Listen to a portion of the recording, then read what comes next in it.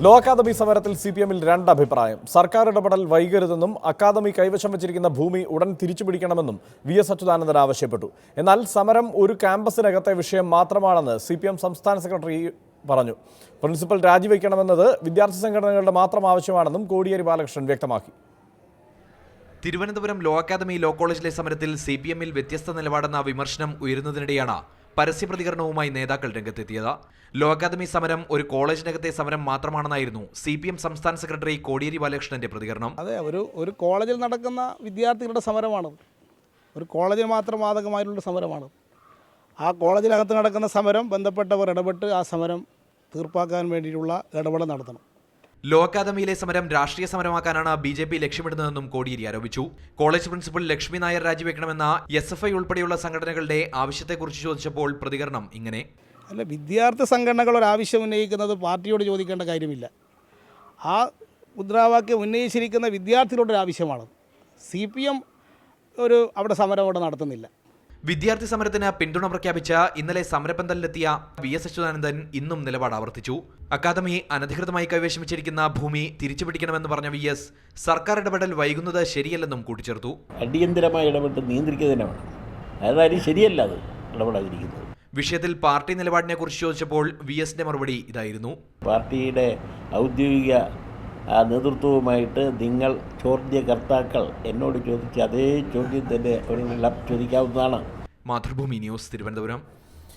Thiruvananthapuram law academy സർവകലാശാല നിയമങ്ങൾ ലംഘിച്ചതായി സിൻഡിക്കേറ്റ് ഉപസമിതിയുടെ കണ്ടെത്തൽ. ഇന്റേണൽ മാർക്ക്, അറ്റൻഡൻസ് എന്നിവയിൽ ലംഘനങ്ങൾ നടന്നു.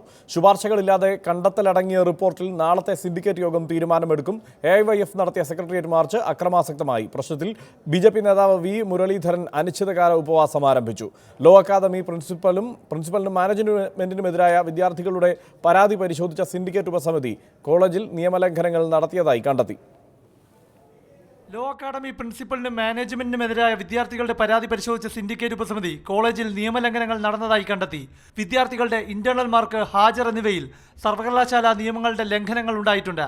പക്ഷപാതപരമായ സമീപനങ്ങൾ ഉണ്ടായെന്നും വിലയിരുത്തി. 90-ലധികം പേർ നേരിട്ട് ഹാജരായും 200-ഓളം രേഖാമൂലമുള്ള പരാതികളിലും വസ്തുതയുണ്ടെന്നാണ് കണ്ടെത്തൽ.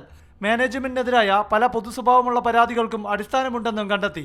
കോളേജിന്റെ അഫിലിയേഷൻ രേഖകൾ മാനേജ്മെന്റ് കഴിഞ്ഞ ദിവസം ഹാജരാക്കിയതായി ഉപസമിതി വൃത്തങ്ങൾ വ്യക്തമാക്കി. ലോ അക്കാദമിയിലെ പ്രശ്നങ്ങൾ പരിശോധിച്ച് കണ്ടെത്തിയ കാര്യങ്ങൾ റിപ്പോർട്ടായി സിൻഡിക്കേറ്റിനെ അറിയിക്കാൻ ഉപസമിതി ആദ്യം തന്നെ ധാരണയിലെത്തി. ഇതിന്റെ അടിസ്ഥാനത്തിൽ എന്ത് തുടർ നടപടി വേണമെന്ന് ശനിയാഴ്ചത്തെ സിൻഡിക്കേറ്റ് യോഗം തീരുമാനിക്കും. അതേസമയം വിദ്യാർത്ഥി സമരത്തിന്റെ 17-ാം ദിവസം AISF നടത്തിയ സെക്രട്ടേറിയറ്റ് മാർച്ച് സംഘർഷത്തിൽ കലാശിച്ചു. മുഖ്യമന്ത്രിക്കെതിരെ പ്രവർത്തകർ മുദ്രാവാക്യം വിളിച്ചു.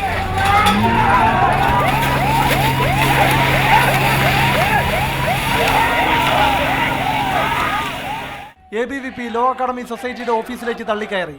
വിദ്യാർത്ഥി സമരത്തിന് ഐക്യദാർഢ്യം പ്രഖ്യാപിച്ച് 48 മണിക്കൂർ ഉപവാസം നടത്തിവെന്ന BJP മുൻ സംസ്ഥാന അധ്യക്ഷൻ V മുരളീധരൻ അനിശ്ചിതകാലത്തേക്ക് ഉപവാസം പ്രഖ്യാപിച്ചു. ഈ മാനേജ്മെന്റ് അനുസരിച്ച് വരുന്ന എന്തെങ്കിലും ഒരു നിയമമുണ്ടോ? ലംഘിച്ച നിയമത്തിന്റെ പട്ടിക പറയുന്നതിനേക്കാൾ വളരെ എളുപ്പം ഏത് നിയമം അനുസരിച്ചാണ് ഇപ്പോൾ അവർ തുടരുന്നതെന്നാണ്. മാതൃഭൂമി ന്യൂസ്, തിരുവനന്തപുരം.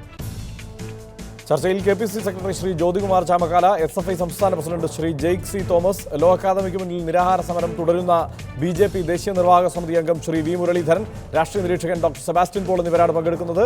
ചർച്ചയിലേക്ക് കടക്കും മുമ്പ് ഒരു ചെറിയ ഇടവേള.